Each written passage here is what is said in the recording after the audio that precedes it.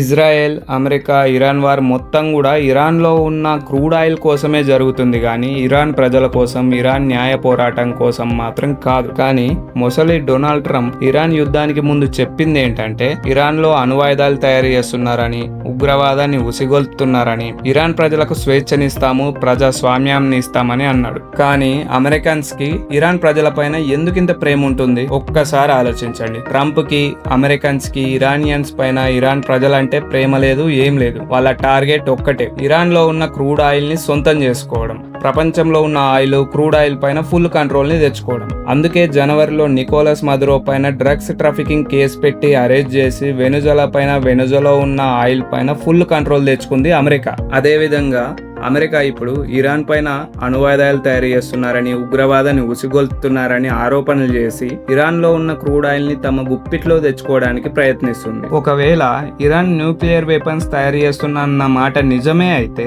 మరి 50 nuclear weapons ఉన్న north Korea పైన అమెరికా ఎందుకు యుద్ధం చేయట్లేదు?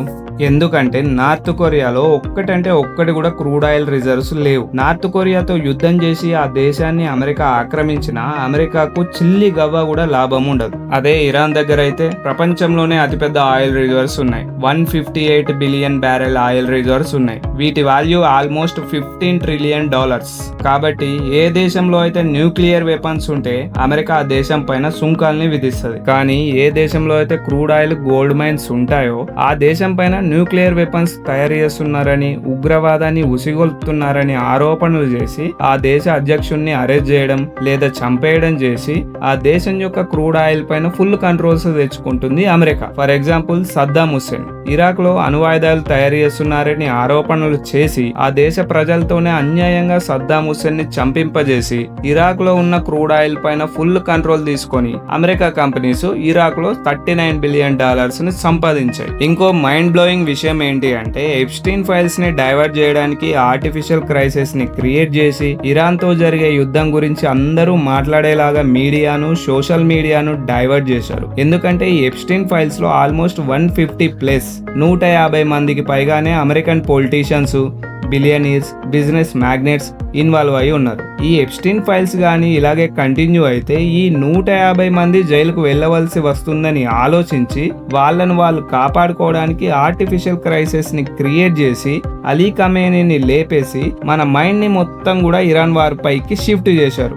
ఇప్పుడు ఇరాన్ సుప్రీం లీడర్ ఖమేనీ వారసుడు ముస్తాబా ఖమేనీ ఆచూకీ తెలిపిన వాళ్ళకి ఏకంగా $93 కోట్ల బహుమతి ఇస్తామని అమెరికా అనౌన్స్ చేసింది. ఇరాన్ ఒక చిన్న దేశం, వాళ్ళ దగ్గర వెపన్స్ తక్కువగా ఉన్నాయి, యుద్ధం తొందరగానే ముగిసిపోతుంది అని ఇజ్రాయెల్, అమెరికా రెండు దేశాలు అనుకున్నాయి. కానీ ఇరాన్ మాత్రం antiship missiles, underground missiles, sea mines, suicide డ్రోన్లతో Israel, Saudi Arabia, Qatar, Dubai, Iraq లో ఉన్న అమెరికా ఎంబసీ పైన విరుచుకుపడింది. ఇరాన్ సుప్రీం లీడర్ అయిన అలీ ఖమేనీని తొలి రోజు యుద్ధంలో చంపేసి విజయం సాధించిన ఇజ్రాయెల్, అమెరికా ఇరాన్ లో ప్రభుత్వాన్ని దింపేసి కొత్త ప్రభుత్వాన్ని గద్దెక్కించి ఇరాన్ లో ఉన్న క్రూడ్ ఆయిల్ పైన ఫుల్ కంట్రోల్ తెచ్చుకోవడానికి ఎంతో సమయం పట్టదు అని అనుకున్నారు. కానీ ఇరాన్ బిగించిన ఉచ్చులో పడిపోతున్నామని ట్రంప్, నేతన్యాహు గుర్తించలేకపోయారు. మొదటి రోజే 100% విజయం సాధించిన అమెరికా ఇరాన్ ని లొంగ తీసుకోలేకపోయింది. దాని తర్వాత ఇరాన్ లోని కర్గే పైన, సైనిక స్థావరాలపైన దాడి చేసి ఇరాన్ పన్నిన సెకండ్ ట్రాప్ లో పడిపోయింది అమెరికా.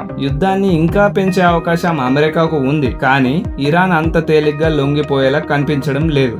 ఒకవేళ అదే జరిగితే ఇరాన్ పన్నిన థర్డ్ ట్రాప్ లోకి అమెరికా, ఇజ్రాయెల్ పడిపోయే అవకాశం ఉంది. అసలు ఇరాన్ స్ట్రాటజీ ఏంటి, వాళ్ళ ప్లాన్ ఏంటి? యుద్ధం మొదటి రోజే గట్టి దెబ్బ తగిలిన ఇరాన్ కి ఈ యుద్ధాన్ని కొన్ని నెలల వరకు కొనసాగించాలని అనుకుంటుంది. దానివల్ల యుద్ధంలో పాల్గొంటున్న ఇజ్రాయెల్, అమెరికాకు ఇరాన్ కన్నా ఎక్కువగా నష్టం జరుగుతుంది. ఎందుకంటే ఇరాన్ సూసైడ్ డ్రోన్స్ లను కొట్టడానికి అమెరికా ఇంటర్సెప్టార్లను వాడుతుంది. ఇరాన్ సూసైడ్ డ్రోన్లకు $20,000 ఖర్చు అయితే అమెరికా ఇంటర్సెప్టార్లకు $1 మిలియన్ ఖర్చు అవుతుంది. కాబట్టి ఇరాన్ కొన్ని నెలల పాటు ఈ యుద్ధాన్ని కొనసాగిస్తే అమెరికాకు ఆర్థికంగా గట్టి దెబ్బ తగులుతుంది. సెకండ్, హర్మోజ్, బాబెల్ మండేబ్ ఈ రెండు జలసంధిల్ని మూసివేస్తే 30% గ్లోబల్ ట్రేడ్ పైన ప్రభావం పడుతుంది. యూరప్ నుంచి సుయోజ్ కెనాల్ మీదుగా ఇండియా, ఆసియా కంట్రీస్ కి వచ్చే ఓడలన్నీ కూడా నిలిచిపోయి ఆయిల్, గ్యాస్ సరఫరా ఆగిపోయి ప్రపంచ దేశాలన్నీ సంక్షోభంలోకి వెళ్లిపోయి ఇన్ఫ్లేషన్ పెరుగుతుంది. దానివల్ల ప్రపంచ దేశాలు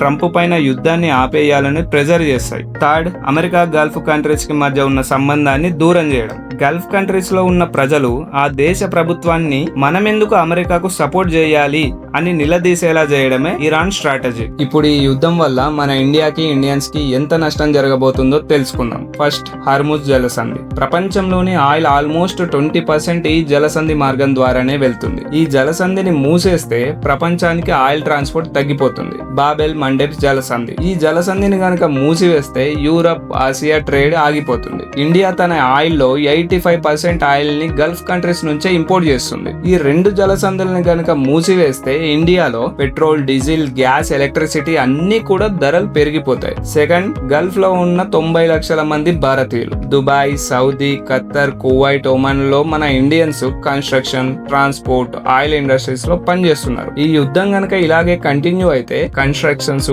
ఆయిల్ ప్రొడక్షన్ తగ్గిపోయి దానివల్ల కంపెనీస్ జాబ్స్ ని, ఎంప్లాయీస్ ని తీసేస్తాయి. అంటే ఫస్ట్ జాబ్ లో నుంచి తీసేసేది మన ఇండియన్స్ నే. ఒక్కసారి ఆలోచించండి, ఆ 90 లక్షల మంది భారతీయులు ఒక్కసారిగా ఇండియాకి వస్తే ఇక్కడ జాబ్స్ దొరకడం కష్టం, సాలరీస్ తగ్గించవచ్చు, అన్ఎంప్లాయ్మెంట్ పెరిగిపోతుంది. ఇంతకన్నా పెద్ద సమస్య ఏంటి అంటే గల్ఫ్ కంట్రీస్ నుంచి భారతీయులు ఎవ్రీ ఇయర్ ఆల్మోస్ట్ $100 బిలియన్ ని ఇండియాకి పంపుతున్నారు. ఆ డబ్బు ఒక్కసారిగా ఆగిపోతే రూరల్ ఎకానమీ గట్టిగా దెబ్బ తగులుతుంది. థర్డ్, ఇండియాలో ఇన్ఫ్లేషన్ పెరుగుతుంది. ఒకవేళ ఈ యుద్ధం కొన్ని నెలల పాటు ఇలాగే కంటిన్యూ అయితే ఇండియాలో అన్ని వస్తువుల ధరలు పెరిగిపోతాయి. దాంట్లో ఫస్ట్ పెరిగేది పెట్రోల్ అండ్ డీజిల్. 110 రూపీస్ ఉన్న పెట్రోల్ 150-200 వరకు పెరిగే అవకాశం ఉంది. అలాగే 100 రూపీస్ ఉన్న డీజిల్ కూడా 140-180 వరకు పెరగవచ్చు. దీనివల్ల ట్రాన్స్పోర్టేషన్ కాస్ట్ కూడా పెరుగుతుంది. అంటే డీజిల్ రేట్ పెరగడం వల్ల ఏదైనా వస్తువుని, అంటే కూరగాయలు, పండ్లు, పాలు, బియ్యం,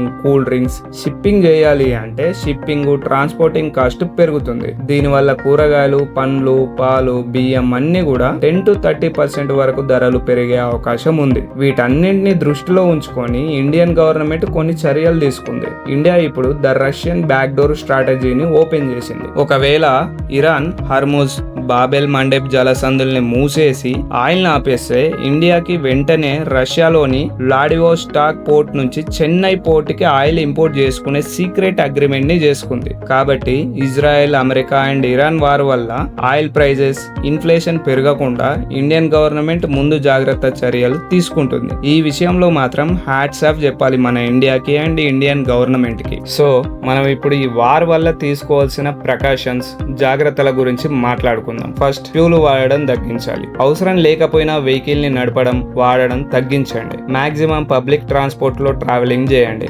సెకండ్, ఎసెన్షియల్ ఫుడ్ ఐటమ్స్ మాత్రమే స్టాక్ లో ఉంచుకోండి, like rice, cooking oil, medicines. Third, financial planning చేసుకోండి. యుద్ధం ఇంకా పెరిగే ఛాన్స్ ఉంది కాబట్టి దాని ఎఫెక్ట్ మన జాబ్స్ పైన కూడా పడే అవకాశం ఉంది. కాబట్టి అప్పుల జోలికి పోకుండా ఉండడానికి ట్రై చేయండి. మీరు జాబ్ చేస్తుంటే 3 to 6 months ఎమర్జెన్సీ ఫండ్ ని మెయింటైన్ చేయండి. అన్నెసెసరీ లోన్స్ తీసుకోకండి. ఇది చాలా ఇంపార్టెంట్. మాక్సిమం లిక్విడ్ క్యాష్ ఉంచుకోవడానికి ట్రై చేయండి. ఒక జాబ్ పైన డిపెండ్ అవ్వకుండా సైడ్ ఇన్కమ్ ని క్రియేట్ చేసుకోండి, లైక్ యూట్యూబ్ వీడియోస్, ఫ్రీలాన్సింగ్ లాంటివి. స్టాక్ మార్కెట్ లో ఇన్వెస్ట్ చేసే వాళ్ళైతే గోల్డ్, ఫిక్స్డ్ డిపాజిట్ లో ఇన్వెస్ట్ చేయండి. గల్ఫ్ లో ఉన్న ఇండియన్స్ అయితే మీ passport, visa copy, work permit అన్ని కూడా డిజిటల్ కాపీస్ ఫోన్ లో అండ్ ఒరిజినల్ హార్డ్ కాపీస్ ఎప్పుడు మీ దగ్గరే ఉంచుకోండి. రెగ్యులర్ గా ఇండియాలో ఉన్న మీ ఫ్యామిలీ మెంబర్స్ తో కాంటాక్ట్ లో ఉండండి and embassy of India contact details save చేసుకోండి. సో ఇది ఈ రోజు వీడియో. ఈ వీడియో కనుక మీకు నచ్చితే లైక్, కామెంట్ చేయండి, మీ ఫ్రెండ్స్ అండ్ ఫ్యామిలీకి షేర్ చేయండి. Thank you.